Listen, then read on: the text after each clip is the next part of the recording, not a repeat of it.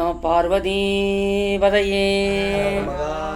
தென்னாடுடைய சிவனே போற்றி. திருச்சிற்றம்பலம். எல்லாம் வல்ல இறைவனுடைய திருவடிகளையும் குருமாக திருவடிகள் மீண்டும் ஒரு முறை நாம் வணங்கி மகிழ்ந்து இவருடைய நல்ல நாளிலே நாம் திருவருட்பயன் என்ற நூலினை நாம் தொடர்ந்து சிந்தித்து கொண்டு வருகின்றோம். அதிலே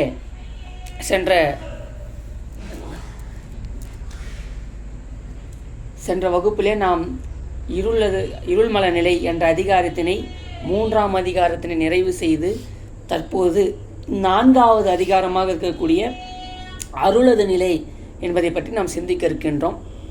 அதாவது முதல் அதிகாரத்திலே இறைவனுடைய இருப்பையும், 2வது அதிகாரத்திலே உயிரினுடைய தன்மையையும், 3வது அதிகாரத்திலே உயிரையும் இறைவனையும் மறைக்கக்கூடிய ஆணவமாகிய அந்த மலத்தையும் மூன்றையும் சிந்தித்த அவைப்பட்ட பதி பசு பாசம் ஆகிய மூன்றையும் சிந்தித்து இப்பொழுது உயிர்களினது அறிவை விளங்க செய்யக்கூடியதுமான அருளது நிலை அப்படியே நம்ம இதை சிந்திக்க இருக்கின்றோம்.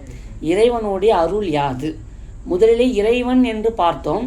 அப்படிப்பட்ட இறைவன் உயிர்களுக்கு என்னெல்லாம் செய்கின்றான் என்பதை தான் இந்த அருளது நிலை என்ற அதிகாரத்திலே நாம் சிந்திக்க இருக்கின்றோம். அதனை முதலில் அந்த பத்தியாக நம்ம தம்பி படிப்பார். 4ஆம் அதிகாரம் அருளது நிலை. உயிரினது அறிவை மறைத்து அறியாமையை விளைவிக்கின்ற அகையிருளாகிய ஆணவ மலத்தின் இயல்பை முந்திய அதிகாரத்தில் பார்த்தோம். இந்த இருளாகிய மலத்தை போக்க வல்லது எது? அது இறைவனது பேரறிவாகிய அருள் ஒளியே ஆகும்.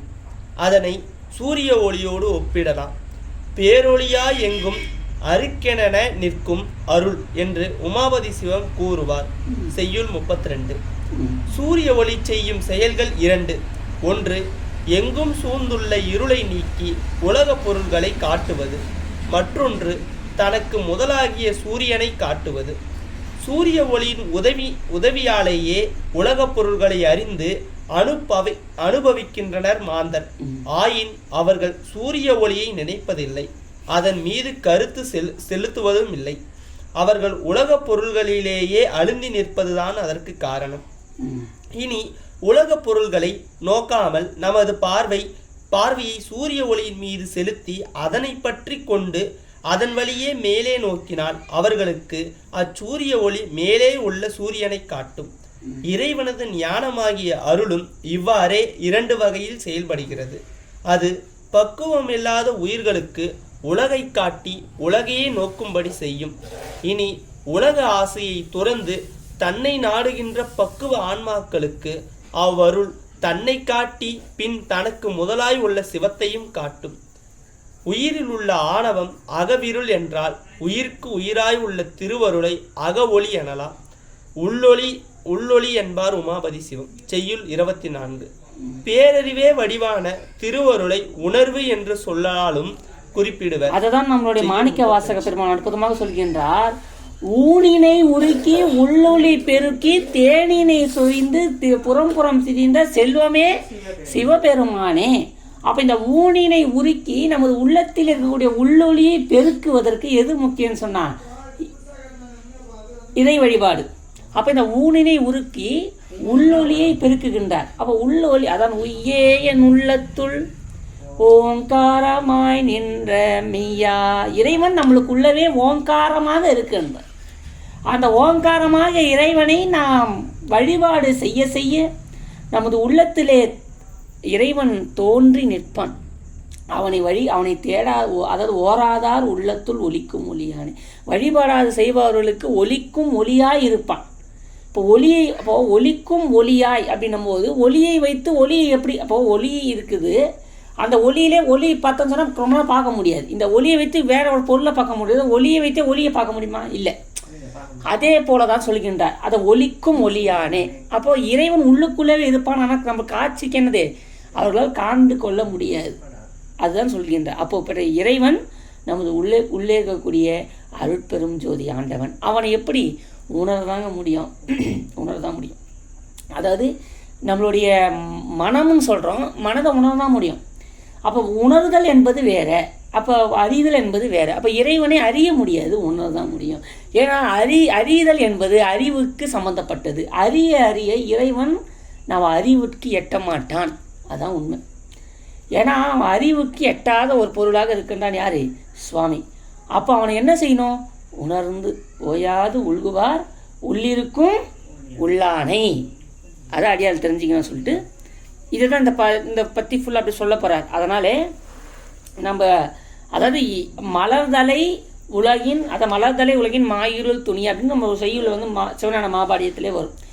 ஒரு சூரிய ஒளி வந்தால் எப்படி இருளானது முற்றும் நீங்கி அனைத்தும் பிரகாசமாக அடைகின்றதோ, அதே போல் இறைவன் வர வர உயிர்கள்கிட்ட இருக்கக்கூடிய அஞ்ஞானமாகிய ஆணவ மலம் நீங்கி உயிர்களாகியது மெய்ஞானம் அடைந்து இறைவனுடைய திருவடியை சென்று உய்யும்.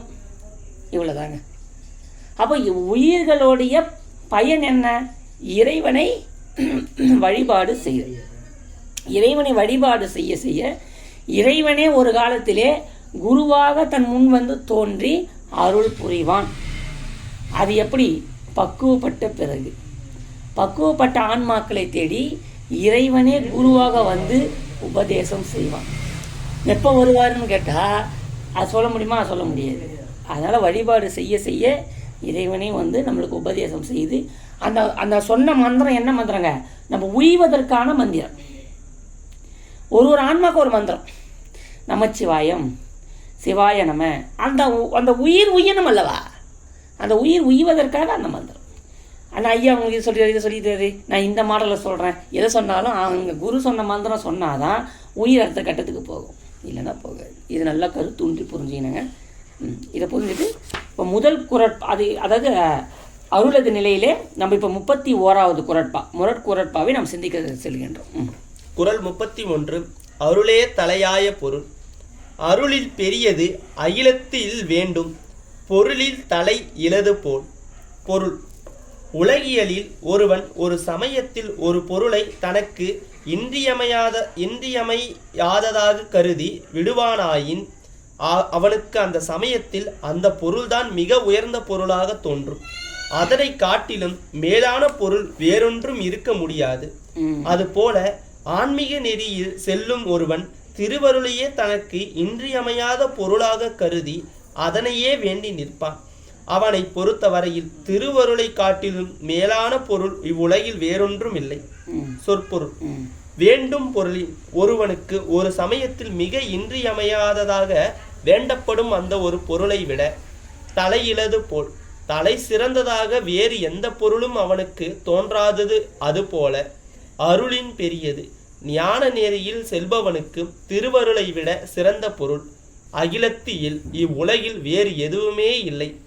விளக்கம். அதான் சொல்லுகின்றார் பாருங்க. உலகிலில் ஒருவன் ஒரு சமயத்தில் அதாவது ஒரு பொருளை தனக்கு இன்றியமையாததாக கருதி விடுவானாயின் அவனுக்கு அந்த சமயத்தில் அந்த பொருளாக மிக உயர்ந்த பொருளாக தோன்றும்.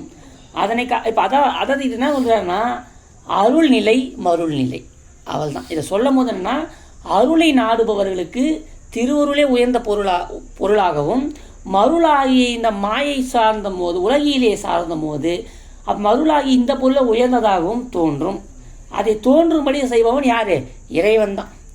தன்னை சாரும் உயிர்களுக்கு தன்னை காட்டியும் தன்னை விரும்பாத உயிர்களுக்கு விரும்பாத செய்கின்றான். ஆனால் அதே இன்னொரு செய்யுள்ள இறைவன் வந்து அப்படி செய்கின்றான் என்று சொன்னால் அது அறக்கருணை மரக்கருணை என்ற ஒரு கருணையும் இருக்கின்றது. ஆனால் அதே நம்ம உமாபசி வச்சா இன்னொரு குரட்பாடு சொல்லியிருக்கிறார். இறைவன் எந்த உயிர்களுக்கும் விருப்பு வெறுப்பு வைத்து செய்வதில்லை. அதை நம்ம ஒரு குரட்பாடு சிந்திச்சிருக்கிறோம். அதாவது உயிர்கள் இப்போ ஒரு நெருப்பு எரியுதுன்னு சொன்னால் அதை ஒரு குளிர்காலம், இப்போ மார்கழி மாதம் ஒரு நெருப்பு எரிஞ்சுன்னுக்குது. நெருப்பு பக்கத்து அருகாமையில் இருக்கக்கூடிய உயிர் அந்த ஆன்மாக்களுக்கு என்ன குளிர் வராது. இப்போ ஒரு நெருப்பு எரியுது, பக்கத்தில் நம்ம ஒரு 3 பேர் நிற்கிறோம், அது நமக்கு என்ன தெரியாது, குளிர் தெரியாது, அந்த நெருப்பை பயன்படுத்திக்கிறோம். அதே தூரத்தில் ஒரு 1/2 கிலோமீட்டர் தள்ளி நின்று அந்த நெருப்பு அவங்களுக்கு பயன் தருமா? தராது. நெருப்பு அங்கே தான் இருக்குது. அவங்க வந்து அந்த பயனை பெற்றுக்கொள்ளலாம். இந்த நெருப்புக்கு வந்து இவங்களுக்கு பயன் கொடுக்கணும்னு இல்லை, அது கிட்ட போனாங்க அந்த பயன் அடைஞ்சிட்டாங்க. இவ்வளோதாங்க. அவள் சிவத்துக்கிட்ட நெருங்க அந்த சிவமாம் தன்மை இது பெறுதற் போலே. இப்போ ஒரு இருட்டில் இருக்கிற வெளிச்சம் இருக்குது, வெளிச்சத்துக்கு வந்தவுடனே அந்த வெளிச்சத்தினால் தன்னை வியாபகம் ஆகிறாரா இல்லையா? அதுதான் நம்ம பார்த்துக்கணும். அப்போ அந்த இருளிலே இருக்கக்கூடிய மட்டிலே நமக்கு இது இறைவனோட அருள் நமக்கு கிடைக்காது. அதான் சொல்லுங்க. அப்போ நம்ம அருளை தேடும்பொழுது அது இறைவன் தான் நமக்கு பெரிய பொருள் என்று உயிர்கள் நினைக்கும். இவ்வளோதான் இது வித்தியாசங்க. அதாவது அருள் உலகத்தில் இருக்கிறவர்களுக்கு இறைவனை தவிர வேறு ஒரு பெரிய பொருள் இல்லை என்று தான் நான் நினைப்பார். இதுதான் உண்மை. விளக்கம். உலகியல் உண்மை ஒன்றை எடுத்துக்காட்டி அருளியலை விளக்குகிறார் ஆசிரியர். ஒருவன் நீர் வேட்கையோடு வருகிறான். பருகுவதற்கு தண்ணீர் கிடைக்குமா என்று அலைந்து பார்க்கிறான். எங்கு தேடியும் கிடைக்கவில்லை. அவனது நாக்கு வறண்டு போய்விட்டது. உதடுகள் காய்ந்து விட்டன. தண்ணீருக்காக அவன் தவிக்கிறான். அந்த நேரத்தில் தண்ணீருக்கு பதிலாக வகை வகையான உணவுகளை அடுக்கடுக்காக அவன் முன்னே வைத்தாலும் அவற்றை அவன் நாடுவானா?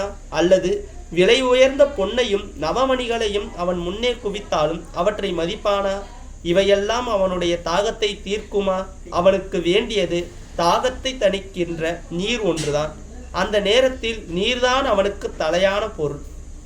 இன்னொரு நிகழ்ச்சியை கூறுவோம். வீட்டில் குழந்தை தரையில் விளையாட்டு பொருட்களை பரப்பி வைத்து கொண்டு விளையாடி கொண்டிருக்கிறது.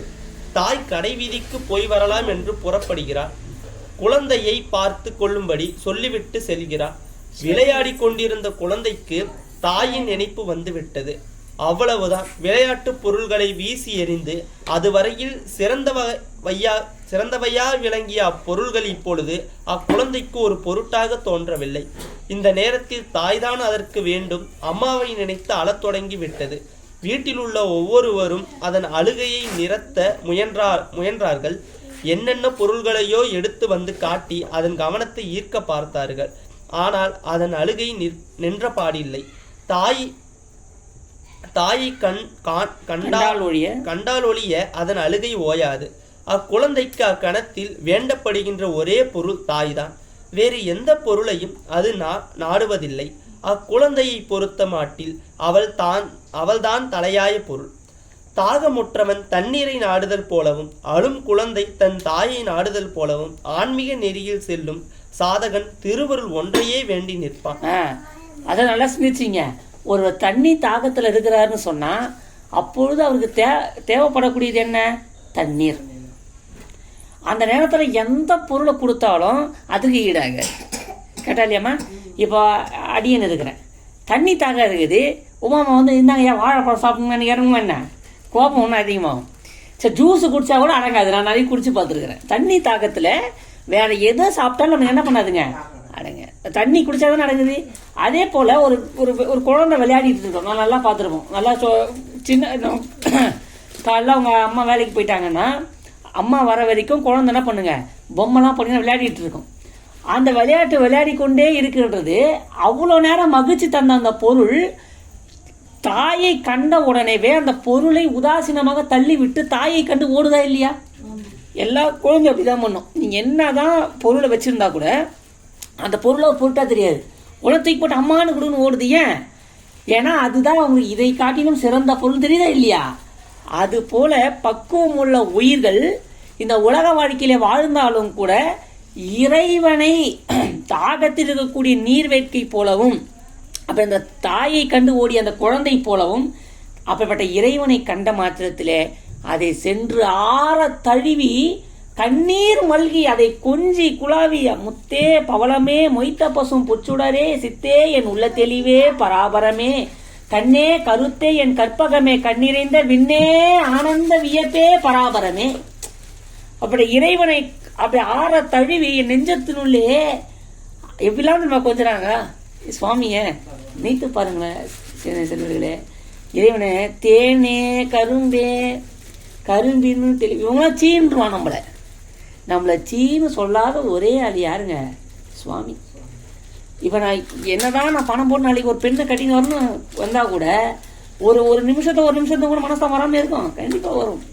ஆனால் நம்மளை வெறுக்காத அதை சொன்னார், இமைப்பொழுதும் என் நெஞ்சில் நீங்காதான் தாழ்வாழ்க. கணவன் மனைவி பிரியலாம், பசங்க அப்பா வீட்டில் வரும் பிரியலாம். ஆனால் இமைப்பொழுதும் என் நெஞ்சில் நீங்காத ஒருவன் இருக்கிறான் என்று சொன்னால் அது யாருங்க? இறைவன். இறைவன் ஒரு பொழுதும் நம்ம நெஞ்சிலேருந்து நீங்க மாட்டான். அவன் அதான் சொல்ற, இமைப்பொழுதும் என் நெஞ்சில் நீங்காதன் தாழ்வாழ்க. அவன் நீங்குவதற்கான அவன் தன்மை கிடையாது. அவன் நீங்க மாட்டான். அப்போ நீங்காத ஒருவனை நாம் பிடித்தல் தான் நம்மளுடைய அறிவார்ந்தவர்களுடைய அர்த்தம். அதான் பாருங்க, அதாவது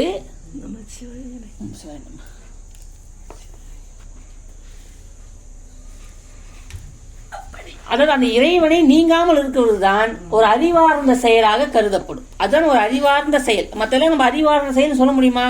சொல்ல இயலாது. அப்ப இறைவனை சென்று அடைவதுதான் உயிருக்கான லட்சியம். அதை விரும்புறது தான் பக்குவம் உள்ள உயிர்கள். அதை தான் விரும்பணும். அதுதான் உண்மை.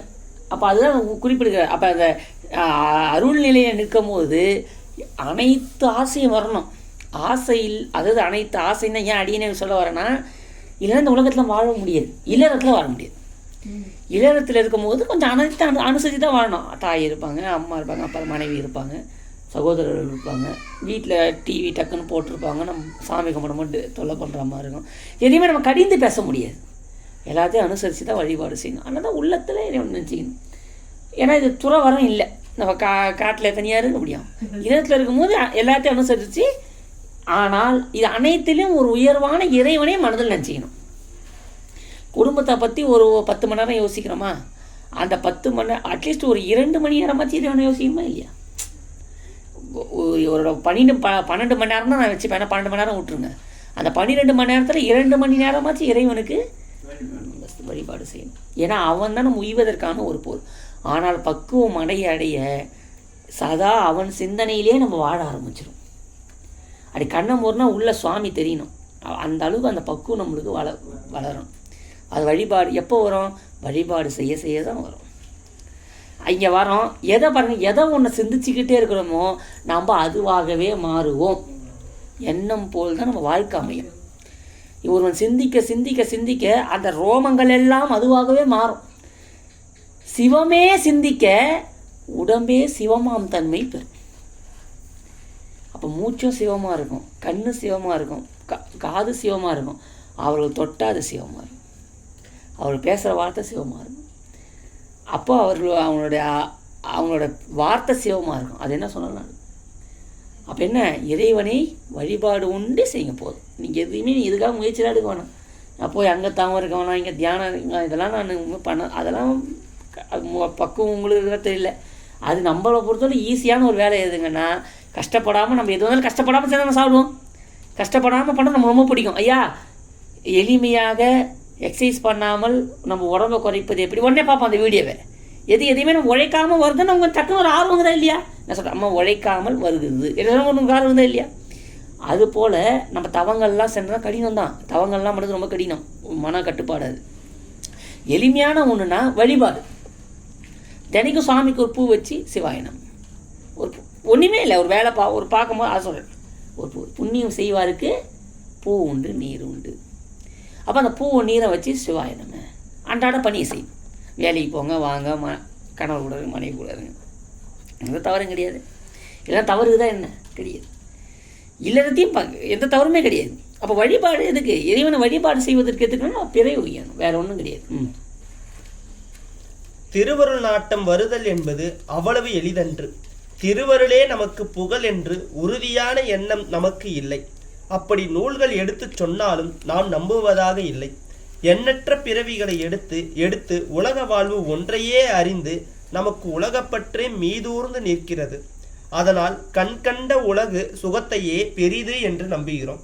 காணாத திருவருள் இன்பத்தில் நமக்கு நம்பிக்கை பிறக்கவில்லை.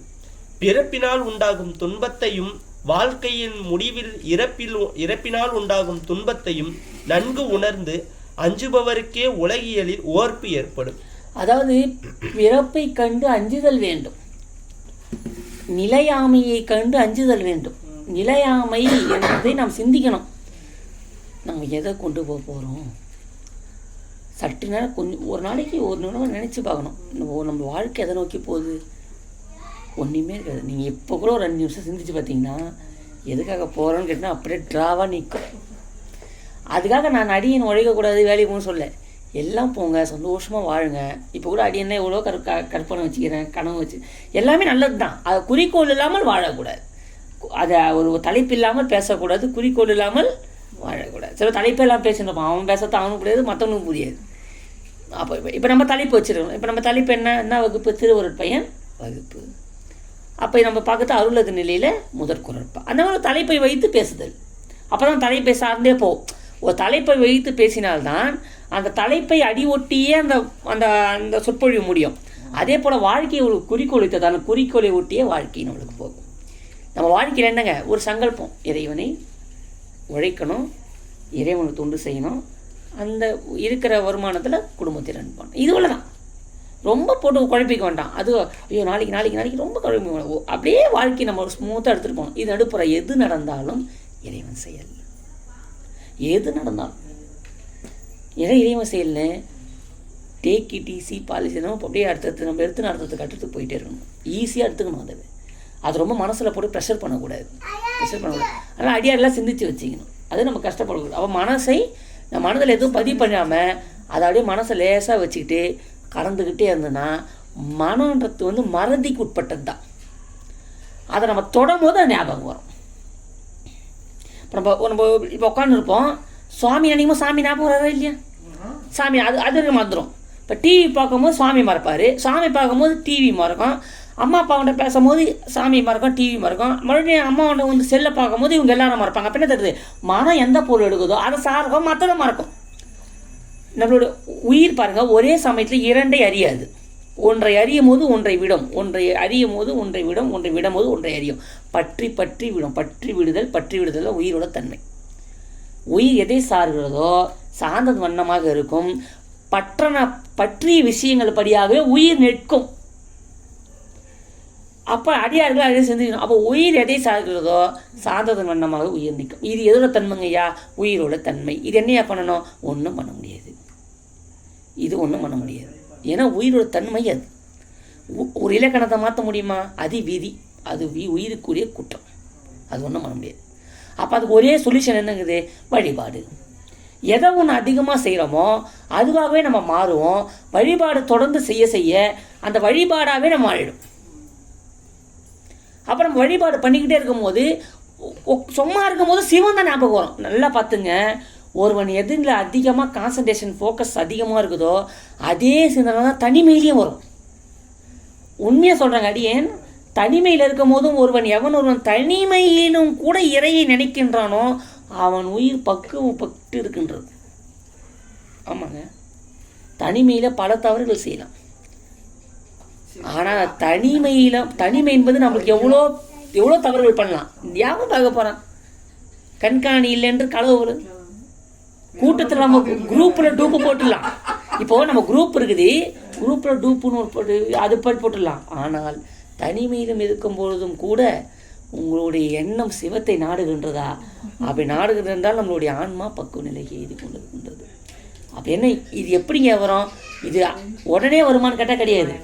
தொடர் வழிபாட்டின் பலனாகத்தான் வரும். ஒரே நாளில் வந்துருமா? இது தொடர் பயிற்சி. ஒருவன் அதாவது ஏன் இவ்வளோ விளக்கம் சொல்கிறோன்னா உங்களுக்கு புரியணும். ஒரு ஓட்டப்பந்தயத்தில் வின் பண்ணணும்னா நல்லா சிந்திச்சு செய்ய சொல்லுங்களே. ஒருவன் ஒரு ஒலிம்பிக் ஓட்டப்பந்தயத்தில் வின் பண்ணணும்னு சொன்னால் அவன் தூங்கும் போதும் எழுந்துக்கும் போதும் அந்த ஓட்டப்பந்தய எண்ணமாகவே இருக்கும். அதே மாதிரி ஒருவன் ஒரு உணவு சமையல் பண்ணுறால கேன்டீன் செஃப்பு, ஒரு உணவில் பெரிய ஆளாகணும்னா அவன் படுக்கும் போதும் எழுந்துக்கும் போதும் யூடியூப் எல்லாத்துலேயுமே அந்த உணவு சமைக்கத்தாவே பார்ப்பான். அதே மாதிரி ஓவியத்தில் பெரிய ஆளாகணும்னா தூங்கும் போதும் படுக்கும் போதும் அவன் எண்ணம் ஃபுல்லாக ஓவியத்திலே இருக்கும். அடியேன் மீண்டும் ஒரு தான் சொல்லிக்கின்றேன், நம்ம வெற்றி பெற்று ஒரு லட்சியத்தில் நம்ம இலக்கை அடைய வேண்டும் என்று சொன்னால் நம்ம அனுதினமும் அதே நினைப்பில் இருக்குமானால் நம்ம எண்ணம் போல் நம்ம மாறிவிடும். அப்போ நம்ம சிவத்தை நினைக்க மாற மாட்டோம்னா நிச்சயம் மாறுவோம். அது சிவருமான கும்பிட்டாலும் இந்த புக்கு கும்பிட்டாலும் அவன் மாற மாட்டோம்னா இந்த புக்கு இருந்து என்ன பயன்? சாமி வழிபாடு செஞ்சாலும் மாற மாட்டோம்னா வழிபாடு இருந்து என்ன பயன்? கேட்டா இல்லையாம்மா? அப்போ ஏதோ பலனுக்குதா இல்லையா? பலன் இல்லாமல் இது இல்லை. அப்போ இதை பண்ணால் ஏதோ வரப்போகுது இல்லாமல் இது ஏன் பாட போகிறாங்க? சும்மா பையன் பண்ணணும். அப்போ நல்லா சிந்திச்சிங்க. அப்போது நம்ம பல நாள் பழக்கம் தனிமையில் இருந்தாலும் அந்த எண்ணம் நம்மளுக்கு வரும். ஆட்டோமேட்டிக்காக உங்கள் உடம்பு புக்கு எடுக்கும். ஏதோ நான் இதுக்காக நான் சொல்கிற வர்றது இல்லை. இப்போ நாங்களே பார்த்தோன்னா, ஏன்னா எங்களுக்குள்ள நாங்கள் வேறு எதையுமே ஏற்றிக்கல, வேறு ஒன்றும் கிடையாது. இதுதான் விஷயம். இப்போ என்னென்னா படம் பார்க்குறதோ வேறு எதனா கமிட்மெண்ட் நம்மளுக்கு என்ன வரும், தனிமையில் இருக்கும்போது அந்த எண்ணங்கள் நம்மளுக்கு அங்கே போகும். ஆனால் புக் எடுத்து இதே பழக்கத்தை நம்ம உட்படுத்தும் போது நம்ம என்ன செய்வோம், அதே நிலையை நம்ம செய்கிறோம். இதுதான் நம்ம உண்மை. பொறிகளால் நுகரும் இன்பங்களில் வெறுப்பு உண்டாகும். நிலையான புகலிடம் எது என்று தேடும் முயற்சி உண்டாகும். ஒருவன் தலையில் தீப்பற்றி கொண்டால் அவன் ஒரு கணமேனும் வாளாயிருப்பானா? எங்கே தண்ணீர் என்று தேடி அங்கும் இங்கும் ஓடி அலைவான். தண்ணீருக்காக அவன் தவிப்பது போல தம் நிலையை உள்ளபடி உணர்ந்தவரே திருவருளுக்காக ஏங்குவர். இப்படி ஆன்மீக பாதையில் செல்பவரை நோக்கியே அருளில் பெரியது அகிலத்தில் என்றார் ஆசிரியர். அதில் செல்லும் போது தான் வரும். அவள் தான் ஒரே வார்த்தை சொல்லணும். நம்ம என்ன தான் சொன்னாலும் சரி, நம்ம என்ன தான் நம்ம நிறைய இது கலந்துட்டாலும் சரி, அது உள்ளே போக போக அந்த இன்பம் நம்மளுக்கு வரும். இப்போதைக்கு நம்ம திருவருள் எவ்வளோ இருக்குது, இந்த வகுப்பில் கலந்துக்கிற அளவுக்கு நம்ம திருவருள் இருக்குது, அவ்வளோதான். மற்றபடி வேறு ரொம்ப சிந்திக்க வேணாம். இப்போதைக்கு நம்மளுக்கு அருள் எவ்வளோ, வகுப்பில் கலந்துக்கிற அருள் நம்மளுக்கு சாமி கொடுத்துக்கிறார். இப்போ இந்த நூலும் நம்மளுக்கு உள்ளே ஏறி இதுக்கான உணர்வு நம்மளுக்கு வரணும்னா அதுவும் பல நாள் போக போக இந்த நூலுக்கு ஏற்றாலும் வாழ ஆரம்பிக்கும். ஃபஸ்ட்டு வந்த உடனே நம்ம எல்கேஜியில் பாட்டு பண்ணணுமே என்ன, அந்த பயிற்சி தான், பல நாள் பயிற்சி பலனை தருவது போலே பல நாள் வழிபாடு நம்மளுக்கு அதை நினைவிலே மாற்றும். அவள் அடியார்கள் ரொம்ப குழந்தை வேண்டாம் சொல்லி இந்த குரட்பாவை இதுகாரம் நிறைவு செய்கின்றோம். திருச்சிற்றம்பலம்.